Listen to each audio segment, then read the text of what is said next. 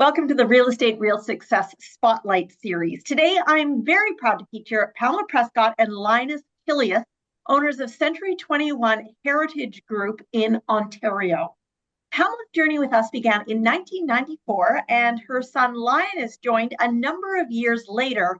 They are one of the top performing brokerages in the Century 21 Canada system. Recognized as a Grand CENTURION company and consistently ranked among the top offices in the country, their success is rooted in a strong culture of collaboration, mentorship, and family values. Pam and Linas, thank you very much both for being here. Thanks for having us, Lee. Yeah, Thanks so for Pam, having us. you've been with us since 1994. You are one of our stalwarts. What first drew you into real estate, and how has that journey evolved for you? I first started selling real estate when I was 17, and my father was actually selling for cottages for a builder. And I said, let me go and sell too, because he was hiring some new salespeople. And he says, no, you're too young and you're a woman. I don't want you to come out. And I said, well, why wouldn't you want a woman to come? And he says, well, there's no washrooms there. And I said, well, what do you do? And he said, well, we go behind a tree. And I say, well, I pick a different tree. I tease him, but he still didn't hire me. And then when they had their grand opening and they had put in a full page ad in the newspaper, the person that he had hired quit the day before. So he told me to come in and work with him. But he says, but you can be at the front desk, you can be like a receptionist, that sort of thing. So he took me when we got there, he took me all around the site and showed it to me.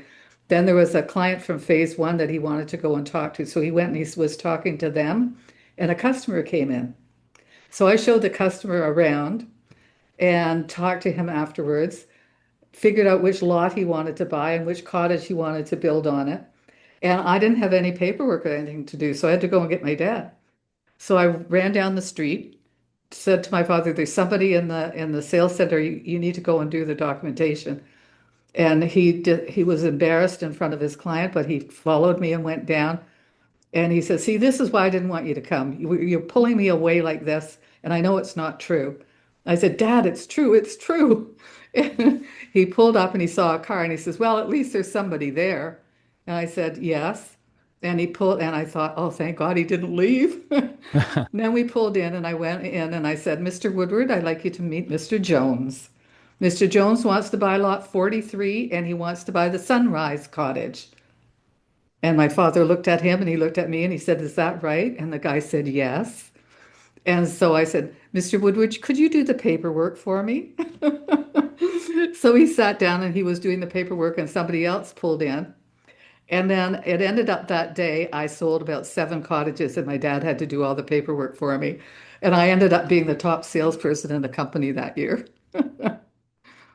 I So that love was my that story. And I'm beginning. all these years later, I'm still so proud of you for being like, I'm gonna do this. What did you always have that determination and the power to prove people wrong? Yes. Especially as a woman. You know what? As a woman, we've had so many issues, especially back in the 70s and in the 80s when I first started selling real estate. It was very difficult for a woman. And for a woman to open a company was almost impossible back then. So you had to be determined and you had to What do a great job. You had to be 10 times better than any man to get anywhere. what made you want to open a brokerage? You were already having success selling. Why not just stick with that? Well, the last year that I sold over 300 houses. Now I had a full-time assistant and a part-time assistant, so there was 3 of us. And I opened up my own brokerage, and I had been with Remax before, and there was about 20 or 30 agents that called me from Remax, and they wanted to come over and be with me because I had the reputation of being the top salesperson in the neighborhood.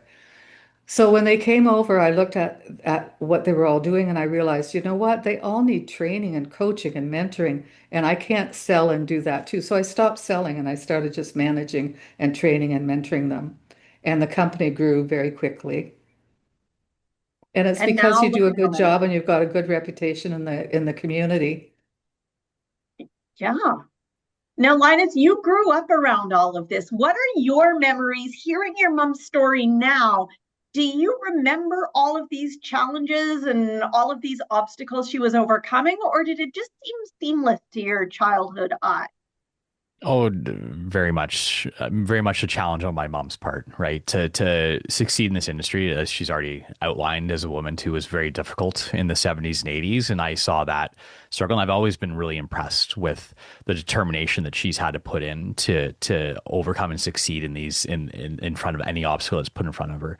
And like we saw that all the time. Like she didn't bring work home. That was one great thing that Pam did. She had a really great work-life balance throughout all this. She worked really hard, but we did see the struggles that she had to deal with and the obstacles she had to overcome along the way. But yeah, I mean, I feel like I've been in and around the real estate industry ever since I can remember.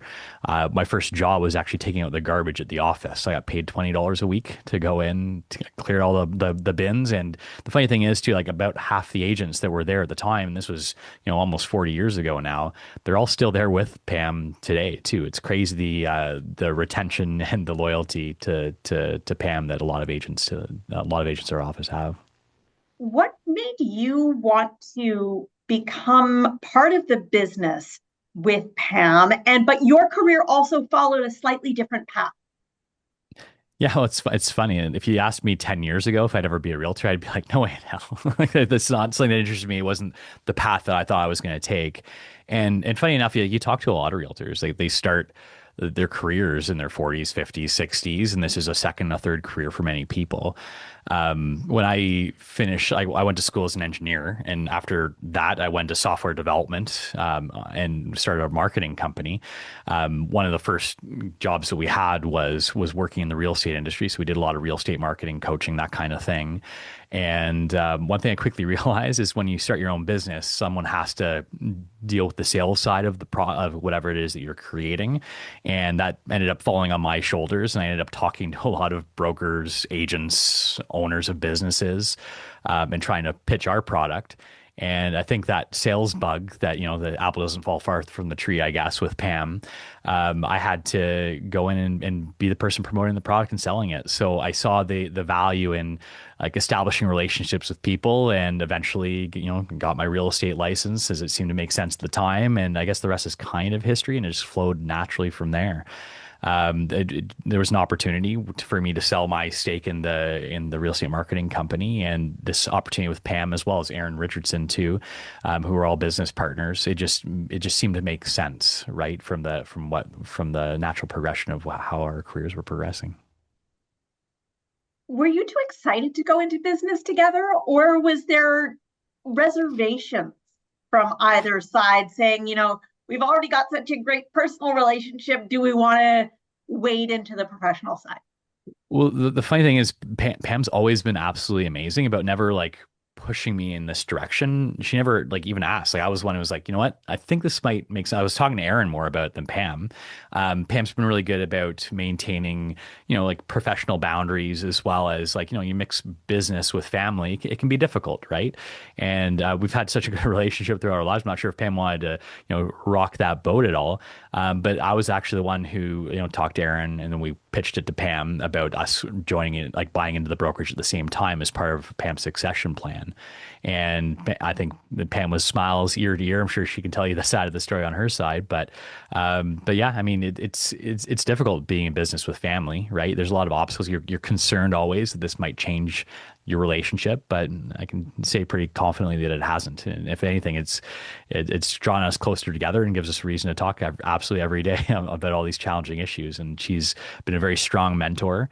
And I wouldn't have done this if it wasn't for the fact that I have very similar like ethics, values, and vision to what Pam started this brokerage. She's the one who built the foundation. We're just slowly layering on top, levels of on the building that she built. So. Pam, what's your side of the same question? Do you agree with everything he said? Yes, Oh, I I hope do. so. And I was really happy when he decided to join. And no, I was very pleased because I knew he'd do a fabulous job because he's a brilliant person and he's very good with technology. I took computer science and math at university, and we were always leading in technology of the other brokerages around us. And I knew that he would follow through with that. And also a big thing was with me is I feel it has to be like a family, not a business. We all work together. Together we're stronger. we share ideas, that sort of thing. And he has the same philosophies. So I knew it was going to work perfectly.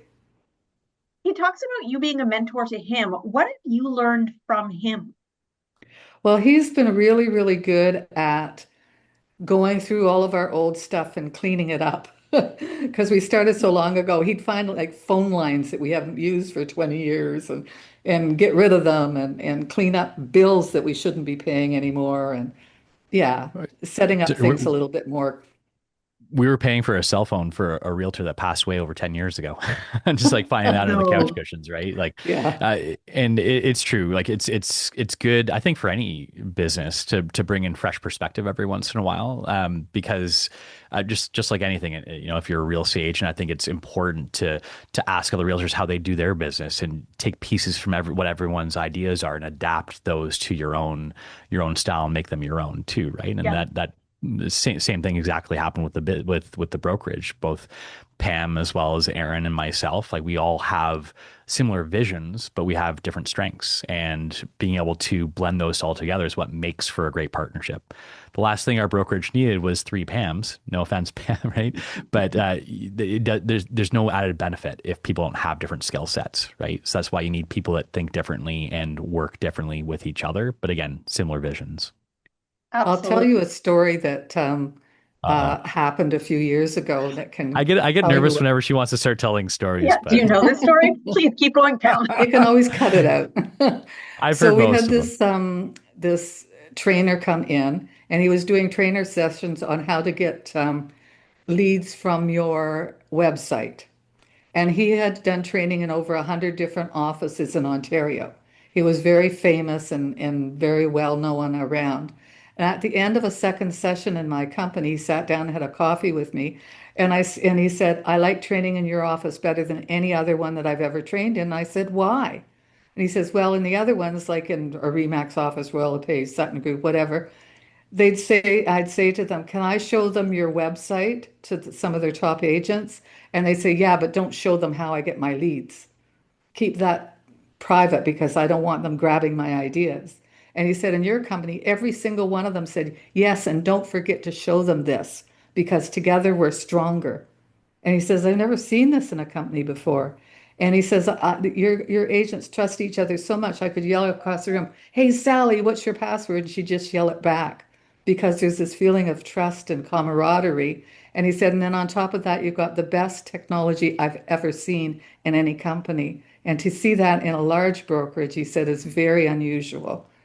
And he said, if I was ever going to go into a brokerage, yours is the one I would pick. And I love how that So, philosophy works from like the bottom up to the very Yes. top too. Because not only at our brokerage, but Century 21 Canada, I feel is very much like that. Like when I was doing my real estate marketing company, I dealt with many other brands, and none of them had the exact same feel that you do with the Century 21 network across Canada. Like all the broker owners, all the agents at all of our conferences, like collaboration is a big part of what we do, and it's ingrained into the fabric of Century 21. And that's one thing that I love about it. I'll be completely honest. If Pam and if the brokerage was with a different brand at the time, I probably wouldn't be here today sitting having this conversation with everybody. It's not only the foundation that Pam built, it's also what the brand is built as well. And Well, that's I'll what tell makes it you that easy. we've recruited a lot of people from Remax and Royal LePage and other places. And some of them, when they come to us, they say, when I was there, I felt like a number. When I'm here, I feel like part of a family. And I've had many, many agents say that to me. Yeah. And I mean, it's funny, the word recruiting. Like I almost feel like we don't do that. I just have conversations. They would tell them what, very transparently what it's like to be at our brokerage, part of the Century 21 brand, what it's like to be part of our family. And a lot of times just having that conversation, it's almost refreshing for people to hear it, especially if they haven't had that kind of experience at a different brokerage, a different brand. It doesn't feel like you're recruiting when you're just being honest with people. And I feel like that's one thing that we're armed with, being both at Heritage Group as well as Century 21. I'm going you, to tell you that Linus has this funny thing about recruiting. He actually said to me one day, I feel guilty recruiting somebody because I'm stealing them from somebody else. And you know He's what, too it nice. is. Part of my philosophy, like, and I talk to agents all the time that, we have a conversation about joining our brokerage. I'm like, you know what? If you're truly happy where you are, stay where you are, right? Like, I can tell you what it's like at our brokerage. I can tell you all about it. But every brokerage, every brand, every office has its own feel, and you have to make sure that you pick the feel that's right for you. And I believe that we're the right fit for most people, or at least people that are like-minded. And it's really important to like make sure that fit works both ways as well. So again, to me, it doesn't feel like recruiting. It's just having conversations with people. And you know what? If I sit down with an agent who doesn't end up joining us by the end of it, shake their hand and then be thankful that I had that conversation with them over the past hour or two or whatever it was, because I guarantee I learned something as well as them learning something for me. That's a great Also attitude. turned down a lot of top producers because they had bad reputations and they didn't work well with others. So we were very careful about who we would let into the brokerage. It is true. You do have to be careful about who you let in through the front door. I mean, I do a lot of mindset training, and I talk to our agents about trying to attract people that are very like-minded. Like the best kind of clients are the ones that are your quote unquote ideal client, the ones that you like, that work best with you. And it's not just for realtors working with clients, buyers and sellers. It also filters through for brokers or broker owners that work with their agents, right? You want to have people working under your company who are representing, the brokerage, who have similar morals, ethics, and ideals. And doesn't matter how much money you make, is if you're not a good person, it's probably not a good fit, right? We don't want you. There's another brokerage out there who might not care, but it's important to us to make sure that we're all furthering the industry. We're all representing ourselves, the brand, the brokerage, to the best of our abilities and in a similar way. How do you maintain that culture across all your different locations and that set of values? It's a challenge, but it starts with the management, right? The manager set the tone for the offices and the owners as well. But just making sure you have the right management team around you, not just sales managers too, like front desks, like back end managers, non-selling managers, like absolutely everyone. Like those are the people that set the tone, right? And then just bringing on the right people. And again, recruiting becomes easy, and I hate the word recruiting, but attracting people to the brokerage becomes easy if everyone who's there truly enjoys the experience and likes being there. And the more people you have at the company who feel that way, it's almost infectious. Like it just kind of snowballs on itself, and you create the culture based on the people around you. So yeah, that's, I guess, management on the way down, but setting the tone. Pam, you talked about training being really important at the beginning when you realized that all these agents who wanted to join you needed training. How have you prioritized that over the years, and what do you offer right now in the way of ongoing training? We have training pretty much every day. Some of it is online, some of it we have videos of a lot of different training. We have, if we hire a new agent, we have a quick start program, and it takes about 8 weeks, and the manager takes them through it. So at the end of the 8 weeks, they have a buyer presentation, a seller presentation, they have a business plan set up, they have the contact management set up, that sort of thing. And then we have other coaching and mentoring programs as well. So we're really, really into training, and we always have been. Yeah, for us, it's really important. Like all of our sales managers, we don't compete with our agents. So like one thing I tell our agents all the time is that we're here 100% of the time. Like it's our job as sales managers to support our agents. So it's really important to us that we spend all of our day helping them in whatever way they need help in, if whether it's writing an offer or given the professional development that you get through like training programs, one-on-one coaching, mentoring, like anything, right? And one big thing that I tell every agent who joins the brokerage too is that we help people achieve their goals no matter what they are. We're not a very big like high pressure sales environment. It's about helping people progress both in life as well as professionally. And, we might have people who join our brokerage who, they're a retired school teacher. They want to do, 4 or 5 deals a year, and they're perfectly happy doing that production. And we have other agents who are like, they want to start the next super team and get to that next level. And they're already high producers, but they want to get to like that tippy top.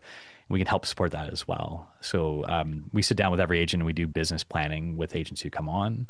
And the first question I always ask is like, what are your goals? Because that's important. And some top producers will come in and be like, I do enough. I just need to spend more time with my family. I don't want to be that next realtor that you see that, has to go through divorces and like their kids get estranged because they spend focus too much on work. You need to make sure you find that work-life balance, which is a difficult balance to achieve, but it's definitely doable in this industry with the right kind of guidance. So that's a big part of what we do as well, is tailoring strategies and plans to each individual person because everyone's unique. Yeah, What what advice would everybody you give? wants is different. So you have to really look at their goals. Are there any common themes of what people are looking for in a brokerage today? Do you get the same questions over and over again? A lot of people talk about commission, and I just say, don't worry about how much I'm going to make, worry about how much you're going to make. If I can do things to help you make more sales, in the long run, you're going to put more in your pocket. And that's what you really have to look at. And then I'd show them different things that we have to offer that other companies don't. I say, now, if you use our Spotlight program, do you think you're going to make some extra deals? Yeah, I'm going to make 2 or 3 extra deals every year because of that. And then I'll say, and what about our contact management system? Well, yeah, if I set that up, I'll make another 2 or 3. So I'll sit down and I'll look at the numbers with them and I'll say, okay, so it's going to cost you $5,000 more to work with our company, but you're going to make an extra 10 deals. You're further ahead. And And they listen and they accept that. But that's not what they think of beginning, some of them. Yeah. And every person who comes in and starts to talk to us, I was saying before, everyone's got a different problem or different goal or different objective in life, professional as well as personal life. So one of the first things I do is I just kind of be like, yeah, so like, what's your story? It's a pretty common question I ask them. And I sit there and listen and just let them tell about what their journey's been like so far to like where they are today, sitting in the room talking to me. And from there, I try and assess what their challenges are. Everyone's got problems they need solving, and like that's what we are in this industry. We're problem solvers. Helping people find houses, helping people achieve their dreams as realtors. But I find that if you listen really closely and you address whatever their concerns are, what brings them in to look at either their first brokerage or switching brokerages, you just have a conversation. You paint the picture of what it might be like to work with us at our brokerage. And funny enough, like I don't end up usually having those conversations too much about the money side of things, like unless it just goes there organically. I find that if you sell yourself really well and sell the kind of the dream, that less people start asking about, splits and commissions and that kind of thing. They're almost like they really want to join you, and then it almost doesn't matter how much it's going to cost at that point. Yeah. Very, very similar to agents, like when they go into listing presentations, I say, like, if you do a really good job selling your services and yourself, that question about, okay, like, how low can your commission be for us to do this? Like, it just doesn't become even a question. And sometimes people leave and they'll forget to ask the question. Oh yeah, well, I forgot to ask you what your commission split. It's like, well, we go over that part of the conversation. But if you sell the product and you help people solve their problems, the money almost becomes a secondary issue. The GTA, Listening is the key to everything. The first thing you need to do if you're interviewing a new agent is to sit down and find out what their goals are and listening to them. And then your response can be dependent on what they said as their goals. Yeah. And I Um, ask them what they like about their brokerage, what they don't like, what the strengths and weaknesses are. And then you know which direction to take your conversation. Yeah. So some of the first training I got as an agent was, from Pam, when you go in and you are going on a showing with someone, like, don't worry about saying, okay, here's the kitchen. It's obviously a kitchen. Here's the bathroom. It's obviously a bath. Like, just show them the place and let them do the talking and play off of what they say, right? Listening is so much more important than talking. And I find that's something that a lot of agents struggle with because most agents like to talk a lot. But yeah, listening is much more important than talking. the GTA's been through a bit of a bumpy ride in the last little while. How has that changed what agents are looking for, what you provide, and how you run your business? Yeah, it has been a tough market for the past few years, and all markets go through ups and downs. Pam's been through most of those ups and downs over the past 40 plus years. But what agents typically look for is they look for like, a solution to their problems, and sometimes it's training, sometimes it's like, hey, like how can I weather the storm I was talking to some agents just recently and saying that agents who start in tough times or get through the tough times come out the back end of it much stronger because now they have the strong work ethic and the dedication to the industry to make it really rain when it gets good. Rain, maybe that's not the right word. They really see the benefits when they come out into a good market. So just trying to help them get through those tough times and show them that you can have success even when it's bad. I know a lot of agents having their best years over the past few years, right? Just trying to help them get through those steps is what I think people are looking for. Pam, what have you found over the last couple of years, how things have changed, and do you hearken back to another similar time? Well, I've gone through so many ups and downs in the real estate industry for different things. I mean, the times were terrible when interest rates were 19% for mortgages and things like that. So it's like a roller coaster ride, and you just have to be prepared and ready and know what's coming. But what I always encourage the agents is in bad times, that's the time for you to get really organized so that when it turns around, you're ready to go. And don't just sit there and do nothing. Get yourself really organized and ready to go. Don't just sit there because you don't have a lot of clients. Phone all your clients, drop in and see them, keep in touch with them, send them newsletters, keep them up to date with what's happening so that when things turn around, you'll just go booming. And Yeah. also when people are going to change, it's a perfect time for a person to change a brokerage is when the market is bad because they don't have a lot of busy times. They can switch over and do the conversion quickly and be prepared for when the market turns around.